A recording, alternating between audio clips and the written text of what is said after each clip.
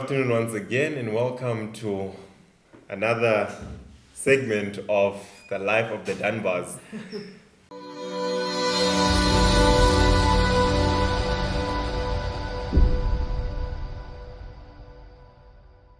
Now, in your experiences, we forgot to mention this while you're still in George, but while you're still in George, you were doing literature evangelistic work. Yeah.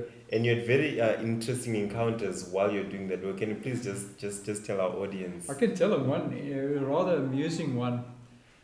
I was working in an area just outside of Great Brack. We were staying on a farm up in the hills from Great Brack. And I worked the whole Great Brack area.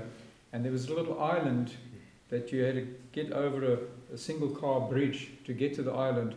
And I did some electrical work there for one of the guys as well, while I was colportering, sort of filling times and help people with things. And this one lady had a little child. I don't know if she was divorced or what. And I made an appointment with her to come and show her some books. And the day that I had to go show her the books, I knocked at the door and I got a call from inside. Come in, I'm in the bathroom. A little taken aback. She was bathing the baby. But it got me a little taken aback. So, that was one sort of amusing incident. Yeah. And you shared as well that some people that you were ministering to could not really afford books. What did you do with them? I worked with a lot of, in fact, most of my income as a colporter came from an area outside of Mossel Bay called Heiderand, where a lot of the people worked for Petrosa, the gas, petrol from gas facility that was outside of Mossel Bay. And they were process control operators and things. So they provided the bulk of my book sales in the area. But there were others who were poor people. And when you're going to sign them up for a book a month contract and you're going to get their pay slips and everything, you feel like crying when you look at what they earn. And you feel almost guilty to try and sign them up into something that's going to put them in debt almost. I would have been happier giving them books. I liked working with the people and talking to them about the Lord, but I didn't like the sales aspect that much. Yeah. I'm not a salesman. Yeah. And I think it's so beautiful because this ministry, you go in with help. Medical help is what most people are needing these days. They're sick, the drugs are not working, there's no space in the hospital, they're scared to go to hospital because of all the contamination. And you come in with the simple remedies that God has given us that we know work. We've tried them. This man was grey on death's door. When Jean Ann Wright took over in his life and showed us the different ways to be able to help him through septicemia, he changed colour and he became a healthy man again. It was a long, slow process, but thank God he is still alive and that we can be here and be of service to God in this place. I must just mention what the cause of it was. Previously in Johannesburg, I had a problem with a tooth, and they did a root canal treatment. And what happened with the root canal, the antiseptic paste they put into the root, into the root to prevent any infection, went right through the tip of the root, and it was a sharp point that was irritating the nerve, and that started an abscess. Now, at this stage was when we were running the campaign with Walter Fife that this happened, and then I couldn't go to a government hospital dentist because that particular tooth had a gold crown on it. And they said, no, they can't treat it because I've got a gold crown there. They don't have the equipment to remove it. So I was nursing this thing with wild garlic all the time. And then as soon as I started working for George, I could get onto a medical aid again and go to a private dentist. And the dentist couldn't get this thing cured up. He treated, and then after 2 weeks when I had to go back, thinking to put a permanent filling in, this abscess flared up again. And this happened about 3-4 times. Eventually decided the only option is to go and have an apicectomy, where they go in through the side of the gum and they cut the tip of that root of the tooth away. And when I came out of surgery there, I was still on antibiotics for a week. And on the one day I was working on my car and loosening the wheel nuts a little bit tight, and actually hurt my hand a little. It was so hard. The Sabbath we were at Hartenbos Church and having fellowship lunch outside overlooking the river. And when I woke up that Sabbath morning, my hand was like pins and needles. And I thought, maybe I've been sleeping on it, the blood circulation will come right. But while we were sitting having lunch, this hand became painful and swollen and hot. Went to the hospital, they gave me painkillers, went home again, and I had to do a computer course for work. So I went and did the computer course. I had an automatic left-hand drive car, so I could drive, change gears and get it going, and then drive with the left hand. And the last day we had to do the exam on the course. I couldn't even do the exam. I was sitting with ice packs on my hand. I was in so much pain. Then I went to hospital again, and the doctors booked me in, and I ended up with septicemia because of that. Now my grandmother on my mother's side died of septicemia because at the birth of my mother, the doctor had been tipping. Wow. And she got septicemia because of unsanitary conditions with her birth. So she died 7 days after my mother's birth. So the septicemia is a serious thing. It laid me flat. I couldn't walk. I used to eventually dream about walking, and then I started walking. Then I dreamed about running again, and then I could run, and eventually I could outrun my son again. Wow. Wow. That's thanks to the Lord's natural remedies. Yeah. Wow. A living testimony that the health message has power in it. Absolutely. Sister Jessie, you mentioned Jean Wright. Now, Jean Wright, I think, is the director of Be Free. That's right. You had a lot of encounters with her. Can you please tell us about your experience with Be Free as well? Oh, maybe even start with Neville Mandy and Nature's Choice. Yeah, we helped Neville Mandy with Nature's Choice. Jess used to do the music, and I recorded the lectures and things we had. We did a couple of health camps with him, and one of the last camps we did is when Jean Wright also attended, and she adopted the natural health message because she was a qualified medical nursing sister. Before she was even part of Be Free. Before she was Be Free. Yes. Yeah. This is where we grew out of. Wow. Yes. So that's our first encounter with. You knew Walter Fight when he was just an infant in Adventism. Yeah. You know Be Free director now when she was not even thinking of the health message. Yes. Speak about experience in ministry. Amen. So tell us about the Be Free. And Jean, I really love this message. Because this is one, my mother's whole life was coming. This is being taught here.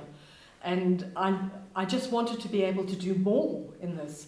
And Jean Ann adopted me in, and she took me through Module 1 and Module 2. She gave me all the modules. I've got the books. I so want to share as much of that information with you as I possibly can. And she... You're telling me something.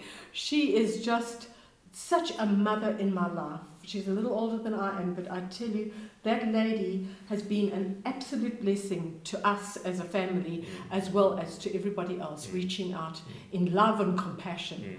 And she, just this week, she said, when are you coming? There's housing up here that is possible for you. And here we are. I just want you to tell us about the experience that you had there. What were the learning things that you were getting from Be Free? Oh, but isn't it all that you're doing as well? It's the basic, the 8 laws of health.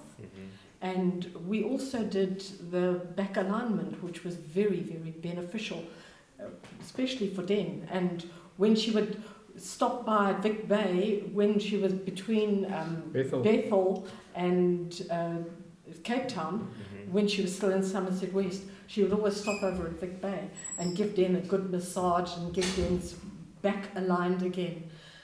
Just such a blessing. Do you also do back alignment here? We do. Yes, it's just wonderful to know all of these things and to put them into practice. And it's those gentle remedies that helped to get Dennis better. Wow. Yes. Thank you so much. That was just an interlude of the things that we'd missed out on. But now we're coming back to KZN, and you're telling us of how you were such a blessing to your neighbors. And you told me specifically of the one that had the Polio. polio. Yes, please tell them also about that experience. Our one neighbor, he had polio as a child, and he was 2 years old, so he's been in a wheelchair all his life. And he can't do anything for himself. He's living on a property that belongs to his son, and his son is in England. And with the storms and everything we had, there was damage to the one house on the property that he was renting out. I ended up putting another ceiling in there for them, and then replacing the under tile roofing, which I hired a contractor to do, because it needed to be done quickly in a day in case it rained again. So I hired a subcontractor to do that. And other little jobs, I was cutting the lawn for him. He asked me to fix his electric razor, little battery operated electric razor, with a soldering iron and fixing little things. He gave me a toothbrush, but that thing is totally finished already. I gave it back to him and said, this one doesn't work. I fixed a lawnmower for him just recently, so that his staff could cut the lawn themselves when we were gone. And yes. And fixing doors and things for him. His sliding door from his room was so tight he couldn't move it. Wow. So I put in new casters on the sliding door, and he could move it with one hand. He didn't have much strength in his hands. He had a little bit of use out of his hands. Yeah. It just shows that the more practical skills that you can learn, the better able you are to be able to help people and bring the message of the love of Jesus to them. So I just want them to know and understand that when Purelight is saying that we need to develop our practical skills, it's of much use in ministry, right? Absolutely. So it's not a waste of time, it's useful. Absolutely. The more that you can learn to be a blessing in this life, the better the Lord can use you in service. Wow. Now, just tell them as well about how, when you made the move to come here, how that specific neighbor reacted and his son. I, in fact, got an email from his son last night from England, thanking me for helping his father and always being available to attend to his needs. And it was very touching. Yeah. Wow. I still had a little bit of signal left on my phone last night, and after that the phone died. All right, now, we are finished with the KZN story. Now we are interested of how you came to Purelight. Now, before you just get there, you'll think now their life is finished. They've served the Lord for over 50 years. They've been serving the Lord. But do you remember in Genesis chapter 12 what happens? Abram was 75 years old. Then God says, come out of your land and I want to use you. And I believe that's the exact same thing that we have here. We have Abraham and Sarah. Hey, darling, he's out for a child. And the Lord is calling them out and saying, I want to serve you. And they're starting a completely new journey here at Purelight.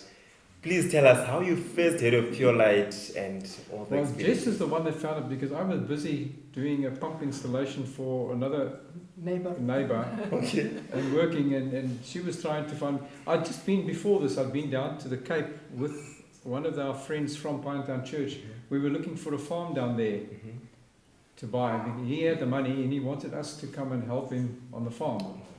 To be able to live off the land and to do the health ministry. And so I'd just been down to down to the Cape, looking for property down there with him. So when I came back, there was a multitude of work to be done. The neighbour on the one side of us needed his lawn cut. Wow. This one needed lawn cut. Our lawn needed cutting. And it's like a whole day's work almost, cutting those lawns, trimming the edges and everything. And it's tiring in a hot sun, 40 degrees, but it's got to be done. And so I was looking on internet and I couldn't find a place. And Kelly was at the Pinetown Church, who had been doing medical missionary work, and she had come across Aruka. And she had gone there to get a refresher, and that's where the people we were going to go with were going to go to get a refresher on doing the medical missionary work. And because we needed to get off of the property where we were, because we had to be out there eventually by the end of January. Yes. It was on a lease. Yeah. Yes, it was on, the lease expired. And I said, Lord, you've got to work a miracle here. The kids were talking about putting us in a cabin someplace. And I said, that's not what God has called us for. We can't go to another house in town. We can't go into a little cabin. Can you imagine this man in a little house and without a workshop? It's like his hands would be cut off. He'd bleed to death. So we needed to be on a farm. We needed to be doing the medical missionary work. That's what we have been wanting to do our whole lives. Every place we've gone, that's what we wanted to establish. And there was nothing available. So I phoned Daruka and I said, do you need help? We are willing to come and help. They said, we don't need help because we're having a program at the moment. But there is another place called Purelight. Wow. So he couldn't give me any telephone numbers or anything. He gave me a name and I Googled it. And there was no telephone number there, but there was a little telephone handle, so I put my finger on it. And eventually I got hold of Chris. Okay. I told Den about it. He wasn't quite convinced. Well, when we put that into message and sent it, and we got to speak to the director, all heaven opened and the blessings of God poured out. Wow. And we knew for a surety this is where God wants us to be. There is such a welcome, there is such a warmth. This is where God's message is going through. This is where God is training young people to go into the world with this message. I want to be part of it. And they had been praying. You could tell that story. They had been praying for somebody like who my mother and my brother wanted me to marry. And here he is. And God has opened the door, and he just got on fire like that when he realized there is a place where all that the Lord has readied us for can be put to use. All that the Lord has given through these years can be put to use. We don't want it, we want to give it. Wow. Sister Jessie, I just want to understand why, Brother Dennis, why were you not convinced about the move to Purelight? I didn't know enough about the whole situation, and Okay. I was under so much pressure to get all the work done that needed to be done, Oh, okay. that I was sort of leaving that aspect to her to make contact, because I'd basically exhausted everything that I could with the trip down to Cape Town and everything. And we were now waiting for the Lord to make another opening. And I had to see first that this was the Lord's opening. Okay. And what confirmed for you that this is the Lord's opening? After we had the telephone conversation with Chris and with Lager, Okay. It was and when we realized that, our services are needed, can be put to use, and that's all I needed to know. Wow. So you spoke to Chris and Lowego, and now you are sure that, okay, now we are supposed to come to Purelight. yes. And you're packing up. Now, when it was announced that we'll be having new staff members at Purelight, we were quite excited. And they said, no, the staff members are coming next week, Wednesday. Next week, Wednesday came, and it was like, okay, they're just going to be a bit late. They're going to come Thursday. Thursday came, all right, something's going on. They're going to come Friday. Friday comes up, all right, wait, they just asked for an extension to Monday. 2 weeks later, the Danbars are not here. Up to a point where Brother Chris and Brother Lowego are so... They run out of excuses now to tell us now, because we are waiting, but there's no one. Please tell us what was going on in that time. Yeah, please let us know, because we were just praying and we had no idea what is going on. And we were just praying because everything that we had planned, the interlink, it just didn't work that way. We were trying to find a Transport company that could move together. us within the budget that we could afford. We were getting quotes from, was the quote we accepted, up to Sure. to move all our stuff. Sure. And it was beyond my budget. I was having nightmares. I was telling Dargo the other day about this whole move. How are we going to get this right?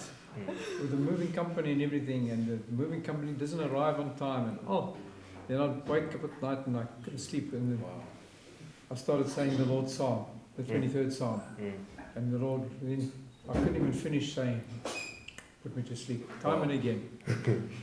And the Lord is my shepherd, I shall not want. And because there is such pressure, because the promises are not forthcoming, you're on your knees before the Lord. And I remember being on my knees and just crying before the Lord and saying, Lord, if you don't take over, nothing can happen. We have come to the end of everything that we know what to do. Please just take over. And how the Lord has taken over bit by bit. It seems that the door opens, then it seems to close, then it seems to open, then to close. And it's been one tremendous challenge of faith to cling to the Lord during these tough times. And then when they'd moved the furniture and then they were going to go off to Johannesburg with God's stuff, I was very upset because that's God's stuff. We've given it to the Lord. It's not ours anymore. I just wanted to be with the stuff so that I could help to get the message out. And then we had to find a place to sort it because the road was impossible. Up here, the truck couldn't come up here.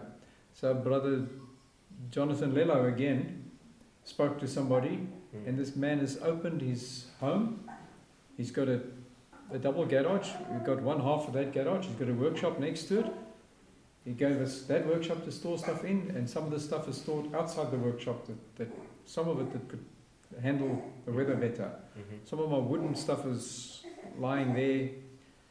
Hopefully we will be able to get it out and get it back in a dry area, because that wood can be used for furniture, for various things. But that in itself is another miracle. And the very fact that God has put through in our pathway people like Luahu and Chris and you guys that are just so willing to pray and to be of service and help. Jonathan has been unbelievable. And then the man on whose property we are staying. Hang on, I want to come back to that. That's the last. Now, you'll resonate with this one. You met the driver of the truck. Chris, you met him as well, if I remember, that evening. When they finished unloading all the stuff yesterday in the rain, because yesterday was now Friday, on Thursday evening we were busy unloading and started raining heavy, so they had to stop and came back again. And when I got back there yesterday morning after Jonathan Lello picked me up and took me into town, they'd already unloaded a lot of stuff, so I don't know where what is. It's all mixed up household stuff, workshop stuff, it's alles de mekaar. But for those that don't understand Afrikaans, that means everything is a mess. Mixed up. I'm glad you understand Afrikaans. Jy kan 'n goeie boerseun maak. Yeah. That means I can make a very nice white man. Since when does boer mean white man?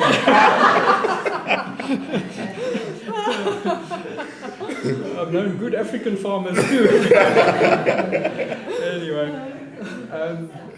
As they were leaving, when they finished offloading yesterday, I took some great controversies with me, one for each of them and for their boss man that we were having a difficulty with. But the shortened version, Love Under Fire. And I gave it to each of them, and when Dyson, the driver, got the book, he said, "You 7 days?" I said to him, "Yes." He said, "So am I." So Dyson, 7-day Adventist. I said to him, "You better get back to Joburg quick so that you don't have to work tomorrow, that you can go to church."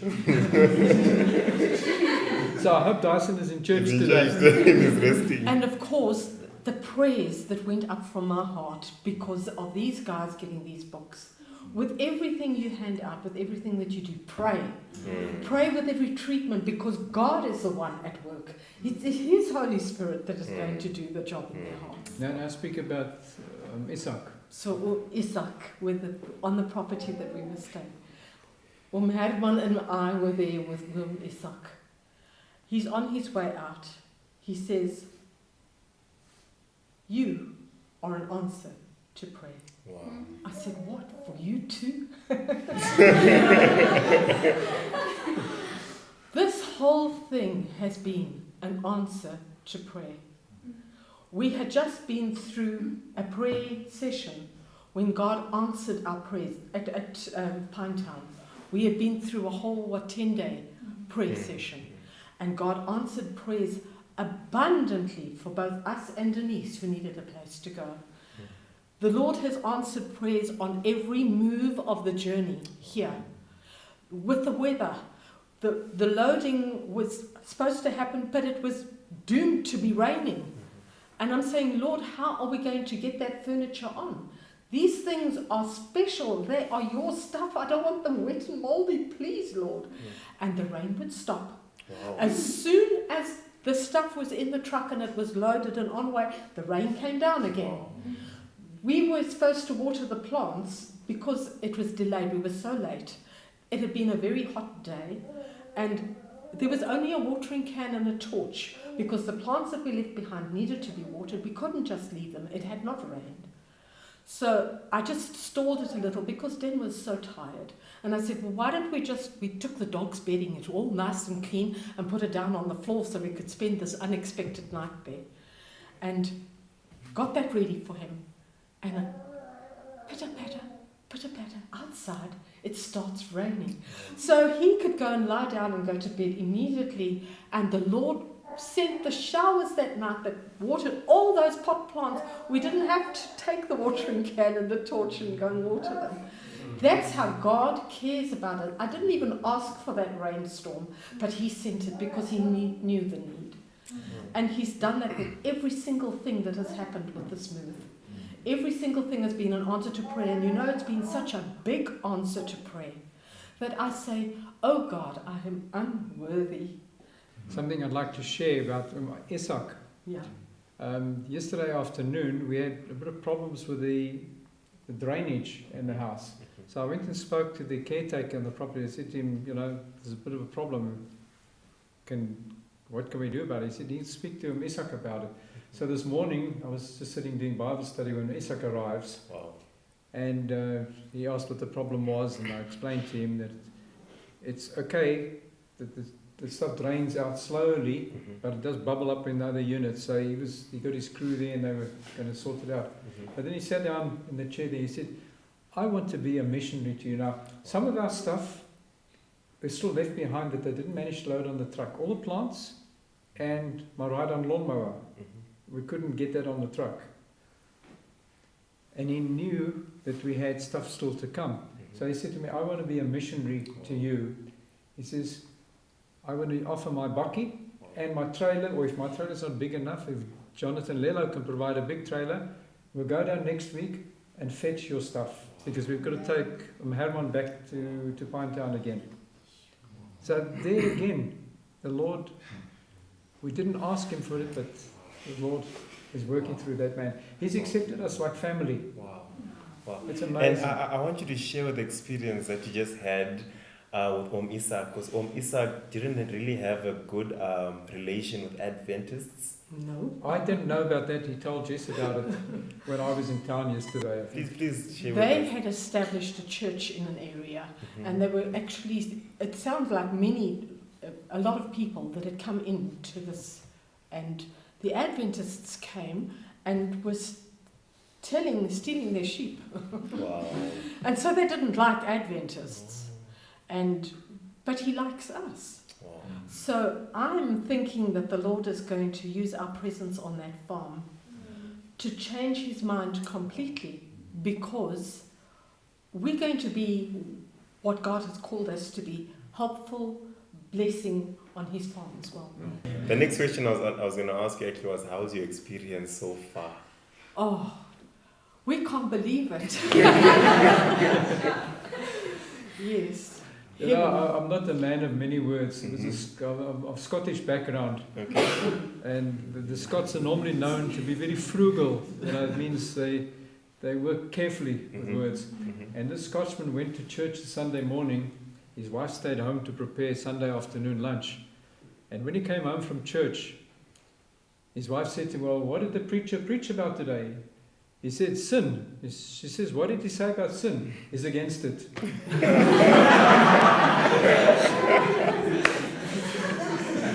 Well. And I believe on behalf of the students and the staff members, we are truly grateful to have you on board as well. I mean, you are mother to some, grandmother, great-grandmother to many. So we are really appreciating the work that you have brought with you here, and the zeal and the passion and all the knowledge that you're going to impart to us as well. So on behalf of Purelight, we are truly grateful to have you here as well.